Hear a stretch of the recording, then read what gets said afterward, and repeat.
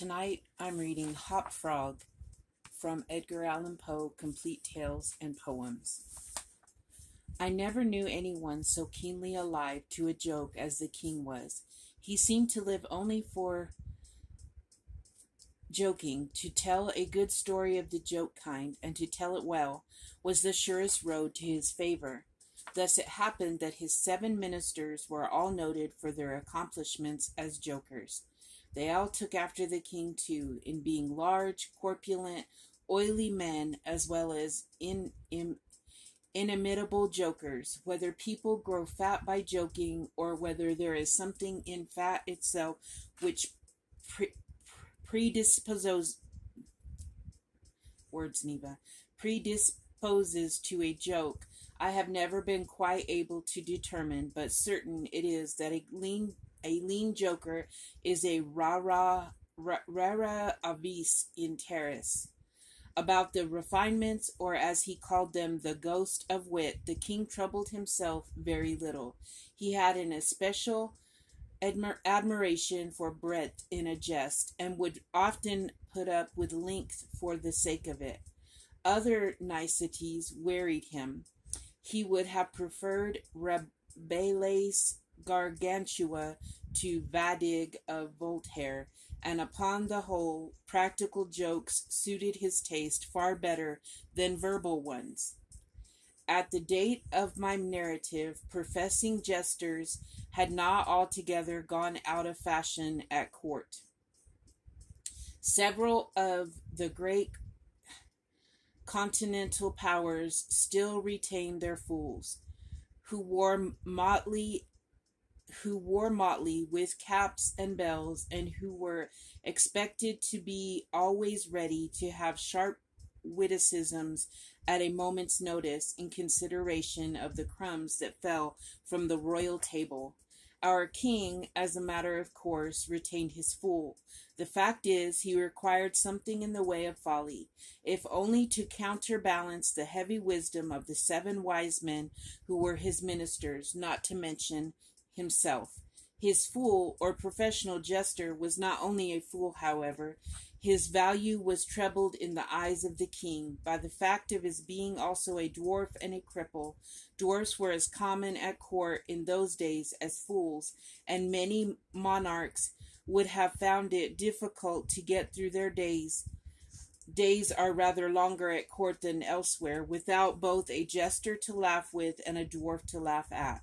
But as I have already observed, your jesters in 99 cases out of 100 are fat, round, and unwieldy, so that it was no small source of self-gratulation with our king that in Hop Frog, this was the fool's name, he possessed a triplicate treasure in one person. I believe the name Hop Frog was not that given to the dwarf by his sponsors at baptism, but it was conferred upon him by general consent of the several ministers on account of his inability to walk as other men do. In fact, Hop Frog could only get along by a sort of interjectional gait, something between a leap and a wriggle, a movement that afforded illimitable amusement and, of course, consolation to the king, for, notwithstanding the protuberance of his stomach and a constitutional swelling of the head, the king, by his whole court, was accounted a capital figure.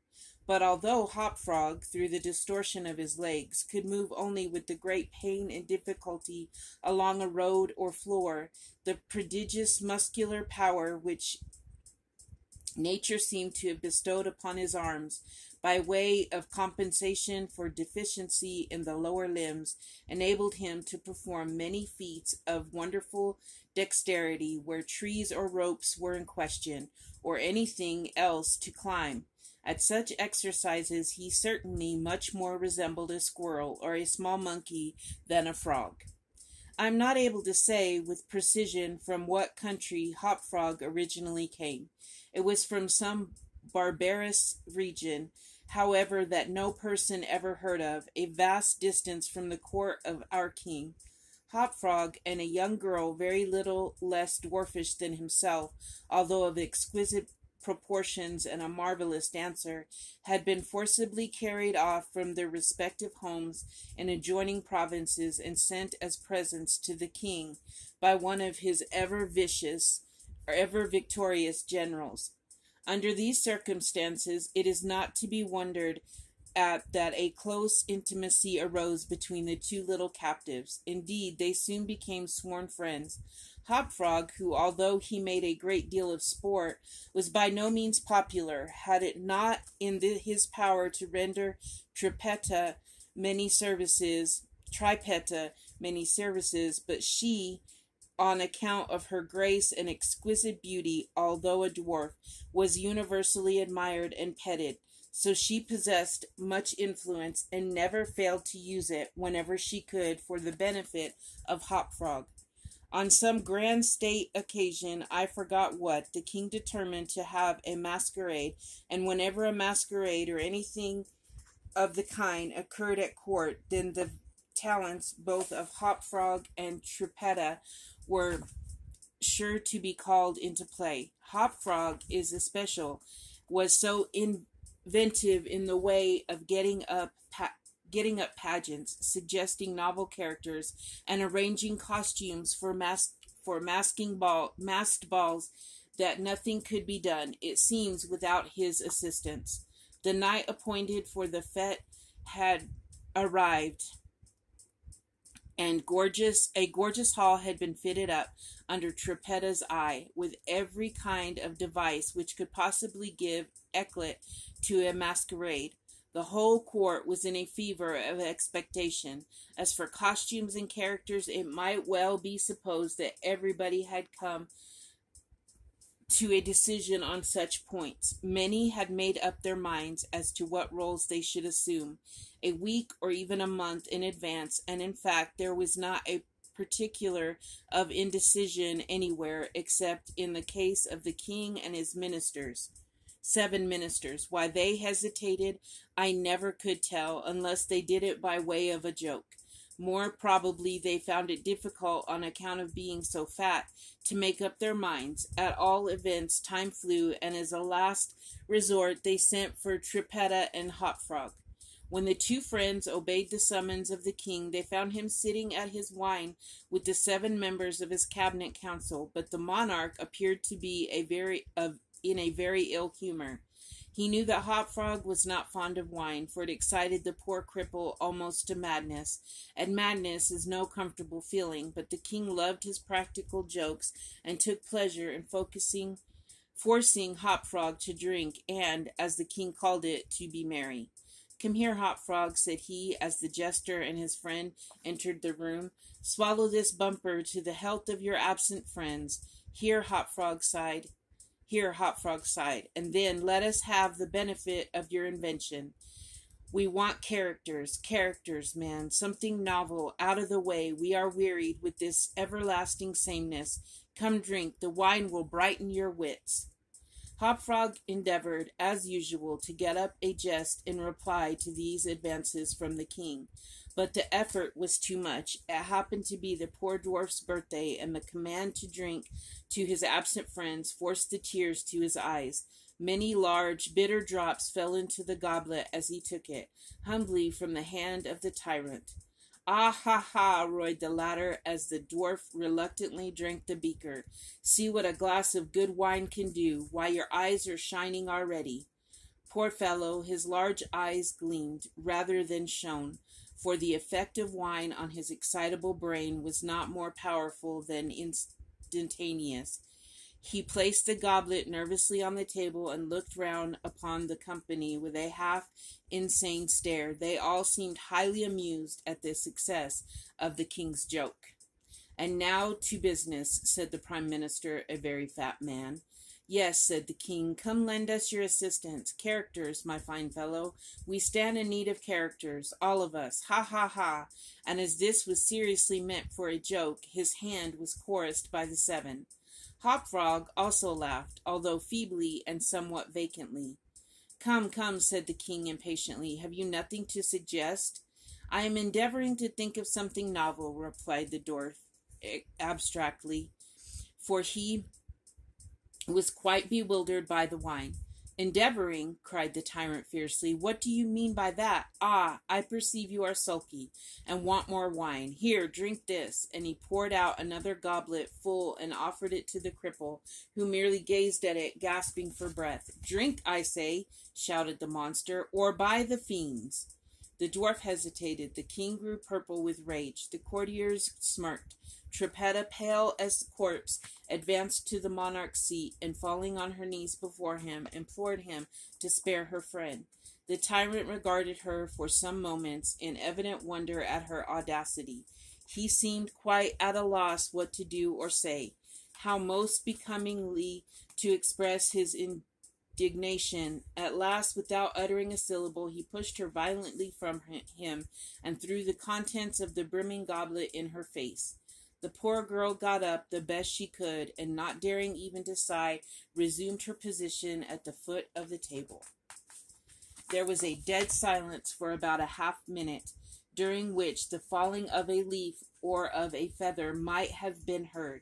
It was interrupted by a low but harsh and protracted grating sound, which seemed to come at once from every corner of the room. What are you making that noise for? Demanded the king, turning furiously to the dwarf. The latter seemed to have recovered in great measure from his intoxication, and looking fixedly but quietly into the tyrant's face, merely ejaculated, how could it have been me? The sound appeared to come from without, observed one of the courtiers. I fancy it was the parrot at the window, wetting his bill upon the cage wires. True, replied the monarch, as if much relieved by the suggestion, but on the honor of a knight I could have sworn that it was the gritting of this vagabond's teeth. Hereupon the dwarf laughed. The king was too confirmed a joker to object to anyone's laughing, and displayed a set of large, powerful, and very repulsive teeth. Moreover, he avowed his perfect willingness to swallow as much wine as desired. The monarch was pacified, and having drained another bumper with no very perceptible ill effect, Hopfrog entered at once and with spirit into the plans for the masquerade. I cannot tell what was the association of idea, observed he, very tranquilly, and as if he had never tasted wine in his life. But just after your majesty had struck the girl and thrown the wine in her face, just after your majesty had done this, and while the parrot was making that odd noise outside the window, there came into my mind a capital diversion, one of my own country frolics, often enacted among us at our masquerades, but here it will be new altogether. Unfortunately, however, it requires a company of 8 persons, and... Here we are, cried the king, laughing at his acute discovery of the coincidence. 8 to a fraction, I and my 7 ministers. Come, what is the diversion? We call it, replied the cripple, the 8 chained orangutans, and it really is excellent sport if well enacted. We will enact it, remarked the king, drawing himself up and lowering his eyelids. The beauty of the game, continued Hopfrog, lies in the fright it occasions among the women. Capital, roared in chorus the monarch and his ministry. I will equip you as orangutans, proceeded the dwarf. Leave all that to me. The resemblance shall be so striking that the company of masqueraders will take you for real beasts, and of course they will be as terrified as astonished. Oh, this is exquisite, exclaimed the king. Hopfrog, I will make a man of you. The chains are for the purpose of increasing the confusion by their jangling. You are supposed to have escaped in mass from your keepers. Your majesty cannot conceive the effect produced at a masquerade by 8 chained orangutans, imagined to be real ones by most of the company, and rushing in with savage cries among the crowd of delicately and gorgeously habited men and women. The contrast is inimitable. "It must be," said the king, and the council arose hurriedly, as it was growing late, to put in execution the scheme of Hop Frog. His mode of equipping the party as orangutans was very simple, but effective enough for his purposes. The animals in question had, at the epoch of my story, very rarely been seen in any part of the civilized world, and as the imitations made by the dwarf were sufficiently beast-like and more than sufficiently hideous, their truthfulness to nature was thus through to be secured. The king and his ministers were first encased in tight-fitting stockinette shirts and drawers. They were then saturated with tar. At this stage of the process, some one of the party suggested feathers, but the suggestion was at once overruled by the dwarf, who soon convinced the ape by ocular demonstration that the hair of such a brute as the orangutan was much more efficiently represented by flew. A thick coating of the latter was accordingly plastered upon the coating of tar. A long chain was now procured. First it was passed about the waist of the king, and tied then about another of the party, and also tied then about all successively in the same manner. When this chaining arrangement was complete, and the party stood as far apart from each other as possible, they formed a circle, and to make all things appear natural, Hop Frog passed the residue of the chain in 2 diameters at right angles across the circle, after the fashion adopted at the present day by those who capture chimpanzees or other large apes in Borneo. The grand saloon in which the masquerade was to take place was a circular room, very lofty and receiving the light of the sun only through a single window at top. At night, the season for which the apartment was especially designed, it was illuminated principally by a large chandelier depending by a chain from the center of the skylight, and lowered or evaluated by means of a counterbalance as usual, but in order not to look unsightly, this latter passed outside the cupola and over the roof. The arrangements of the room had been left to Trippetta's superintendence, but in some particulars it seems she had been guided by the calmer judgment of her friend the dwarf. At his suggestion it was that on this occasion the chandelier was removed.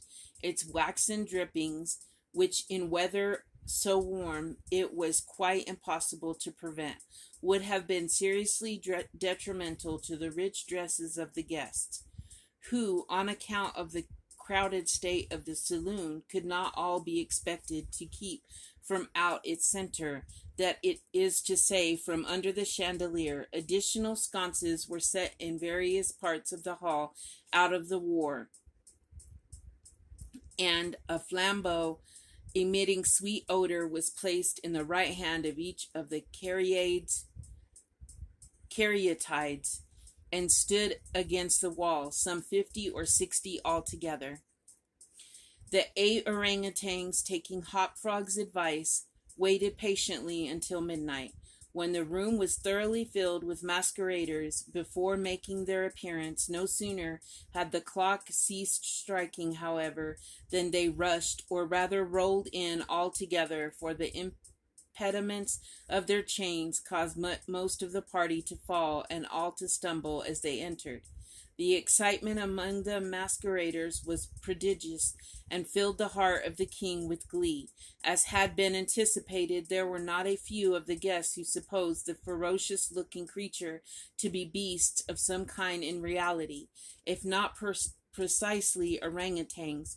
Many of the women swooned with affright, and had not the king taken the precaution to exclude all weapons from the saloon, his party might soon have expiated their frolic in their blood, as it was a general rule was made for the door, as it was general rush was made for the doors, but the king had ordered them to be locked immediately upon his entrance, and at the dwarf's suggestion the keys had been deposited with him. While the tumult was at its height, and each masquerader attentive only to his own safety, for in fact there was much real danger from the pressure of the excited crowd. The chain by which the chandelier ordinarily hung, and which had been drawn up on the removal, might have been seen very gradually to descend until its hook extremity came within 3 feet of the floor. Soon after this, the king and his friends, having reeled about the hall in all directions, found themselves at length in its center, and, of course, in immediate contact with the chain. While they were thus situated, the dwarf, who had followed noiselessly at their heels, inciting them to keep up the commotion, took hold of their own chain at the intersection of the two portions which crossed the circle diametrically and at right angles. Here, with the rapidity of thought, he inserted the hook from which the chandelier had been wont to depend, and in an instant, by some unseen agency, the chandelier chain was drawn so far upward as to take the hook out of each, and as an inevitable consequence, to drag the orangutans together in close connection and face to face. The masqueraders by this time had recovered in some measure from their alarm, and beginning to regard the whole matter as a well-contrived pleasantry, set up a loud shout of laughter at the predicament of the apes. "Leave them to me now," screamed Hop Frog, his shrill voice making itself easily heard through all the din. "Leave them to me. I fancy them now. If I can only get a good look at them, I can soon tell who they are." Here, scrambling over the heads of the crowd, he managed to get to the wall, when, seizing a flambeau from one of the caryatides, he returned. As he went to the center of the room, leaping with the agility of a monkey upon the king's head, and thence clambered a few feet up the chain, holding down the torch to examine the group of orangutans, and still screaming, "I shall soon find out who they are." And now, while the whole assembly, the apes included, were convulsed with laughter, the jester suddenly uttered a shrill whistle, when the chain flew violently up about 30 feet, dragging with it the dismayed and struggling orangutans, and leaving them suspended in mid-air between the skylight and the floor. Hop Frog, clinging to the chains as it rose, still maintained his relative position in respect to the ape maskers, and still, as if nothing were the matter, continued to thrust his torch down toward them, as though endeavoring to discover who they were. So thoroughly astonished was the whole company at this ascent, that a dead silence of about a minute's duration ensued.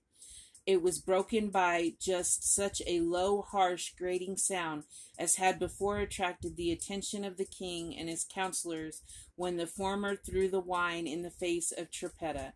But on the present occasion there could be no question as to whence the sound issued. It came from the fang, like teeth of the dwarf, who ground them and gnashed them as he foamed at the mouth and glared with an expression of maniacal rage into the upturned countenances of the king and his 7 companions.